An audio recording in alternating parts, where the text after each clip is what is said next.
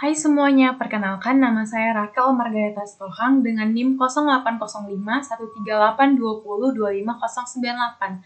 Saya dari kelas B, di sini saya akan membuat video laporan akhir praktikum dasar-dasar akustik dengan judul materi target strength. Nah, dalam Bakhtiar et al. Tahun 2020 yang mengatakan bahwa metode akustik sangat efisien dan efektif digunakan dalam survei hidrografi, baik untuk keperluan eksplorasi sumber daya laut maupun pencarian target tertentu. Salah satu penggunaan metode akustik yang sering dilakukan adalah untuk mengestimasi densitas atau stok ikan yang ada pada suatu perairan.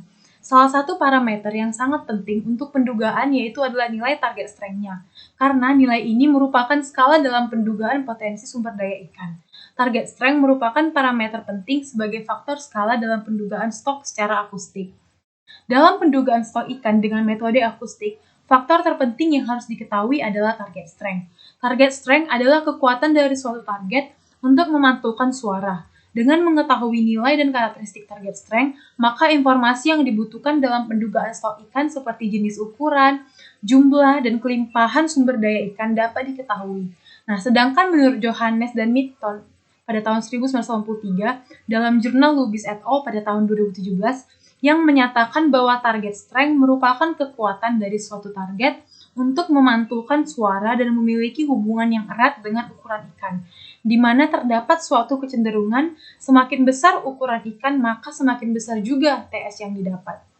Menurut Dennerlein et al. Pada tahun 2012 dalam jurnal Manik dan Indah pada tahun 2016 yang menyatakan bahwa bahwasanya target strength ikan itu secara umum berada pada kisaran minus 70 sampai dengan minus 20 dB, sedangkan plankton pada kisaran minus 80 dB sampai dengan 100 dB.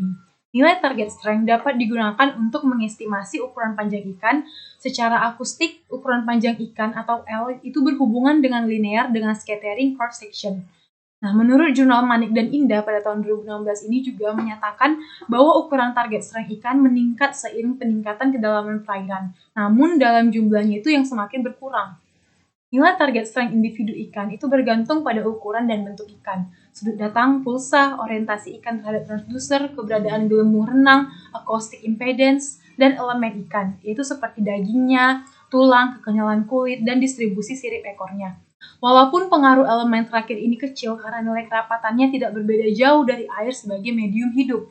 Nah, menurut jurnal Vogt et al. Pada tahun 1994, dalam Arnaya 1991, target strength dan hubungannya itu dengan ukuran ikan dapat dituliskan dengan persamaan rumus, yaitu target strength sama dengan 20 log L tambah A, di mana L itu sebagai panjang tubuh ikan dan A itu sebagai nilai target strength untuk 1 cm panjang tubuh ikannya.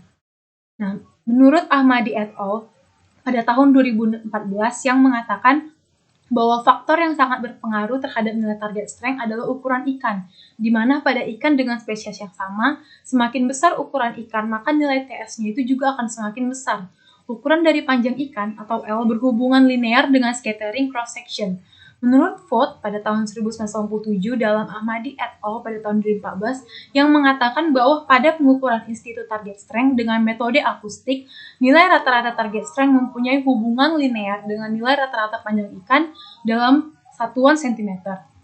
Nah, jadi terdapat 3 ketentuan pada ikan dengan gelembung yang berbeda. Yang pertama itu ada untuk ikan dengan gelembung renang tertutup pada yang disebut juga yaitu piece of quiz, di mana rumusnya itu menggunakan TS sama dengan 20 log L kurang 67,5 dB. Nah, yang nomor 2 itu ada untuk ikan dengan gelembung renang terbuka atau yang disebut juga dengan pisostom, di mana rumusnya itu TS sama dengan 20 log L kurang 71,9 dB. Untuk ikan yang tidak memiliki gelombang renang atau yang disebut dengan bladderless fish, di mana rumusnya adalah TS sama dengan 20 log L dikurang 80 dB. Nah, jadi target strength itu secara umum dapat dipengaruhi oleh 3 faktor, yaitu faktor target itu sendiri, faktor lingkungan, dan faktor instrumen akustik. Faktor target itu meliputi ukuran, anatomi ikan, gelembung renang, tingkah laku, dan orientasi, yang disebutkan oleh Priyatna pada tahun 2011. Faktor-faktor target tersebut yaitu yang pertama adalah ukuran ikan, di mana ukuran ikan ini berhubungan dengan nilai TS-nya yang sangat bervariasi tergantung kepada spesies ikannya. Umumnya untuk spesies ikan, semakin besar ukuran ikan, semakin besar nilai TS-nya. yang dikatakan oleh Lubis et al. Pada tahun 2017. Yang kedua itu ada faktor gelembung renang, nah di mana secara akustik ikan laut itu dibagi dalam dua kelompok besar, yaitu bladderfish yang mempunyai gelembung renang dan juga kelompok ikan-ikan yang mempunyai gelembung renang pada umumnya tidak memiliki TS maksimum tepat pada dorsal aspeknya. Sedangkan ikan yang tidak memiliki gelembung renang dengan nilai maksimum TS-nya umumnya memiliki dorsal aspeknya.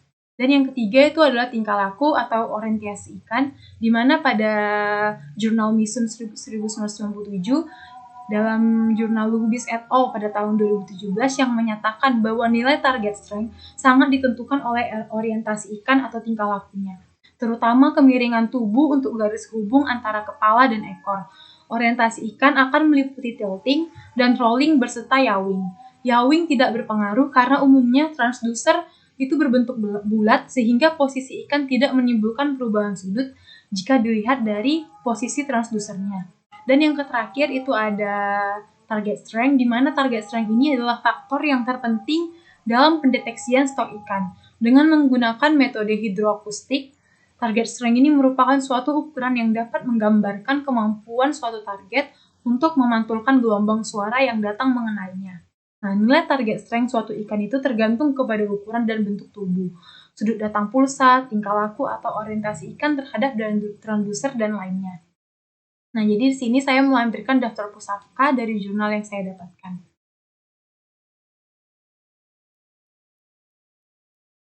Nah, sekian hasil presentasi saya terhadap laporan akhir praktikum dasar akustik dengan judul materi target strength. Bila ada kesalahan kata, mohon maaf. Terima kasih.